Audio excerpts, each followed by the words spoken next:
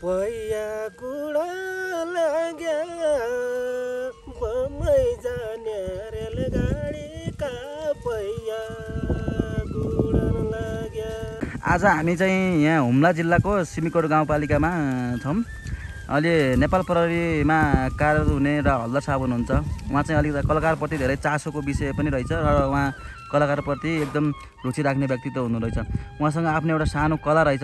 त्यो कला चाहिँ उहाँलाई देखाउनको लागि वाचन गर्नको लागि म उहाँलाई अनुरोध गर्छु। सर नमस्कार हजुरलाई।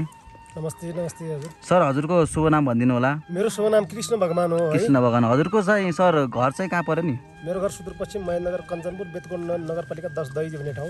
ए अहिले नेपाल प्रहरीमा कार्यरत भएको हजुर कति वर्ष भयो? 21 वर्ष क्रस हुन्छ अब। 21 वर्ष क्रस भयो भन्नु लगभग अब रिटायरको अवधिमा हुनुहुन्छ तपाईँ? रिटायर भइसक्यो। रिटायरको अवधिमा हुनुहुन्छ सर। अनि तपाईँ कलाकारप्रति एकदम चासो व्यक्तित्व राख्ने जस्तो पनि देखियो। हजुरलाई योभन्दा पहिला चाहिँ कुनै गीत सितहरू गाउनु भएको थियो कि थिएन? मैले धेरै गाएँ हजुरको। मेरो आफ्नो एउटा गीत नै छ। हजुर धेरै महोत्सवमा पनि गीत गायो। गीत गाउनु भयो है? ए हजुरलाई एउटा मेरो सानो अनुरोध छ। हजुर एउटा सानो आफ्नो एउटा कला वाचन गर्न सक्नुहुन्छ सर? ओके ओके ल एउटा राम्रो कला एकदम वाचन गरिदिनु पर्छ सर।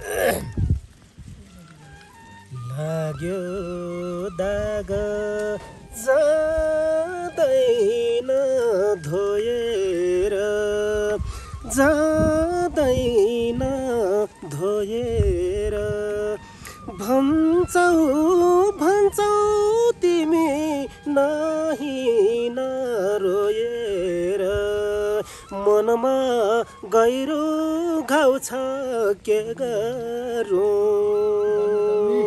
लाखौँ लाखौँ कोसिस गरे नि बिर्सिन्न तिम्रै झल्को आउँछ के गरौँ तिम्रै झल्को आउँछ के गरौँ। Thank you.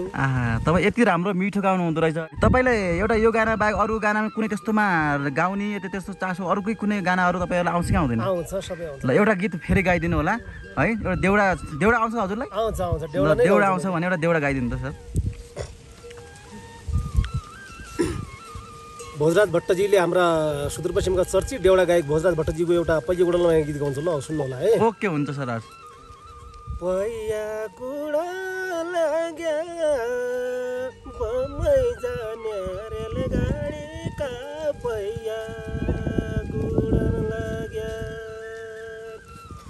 अब छुट लाग्या पहाडका डाँडा काँडा अब छुटन लाग्या अब छुट लाग्या पहाडका डाँडा काँडा अब छुटन लाग्या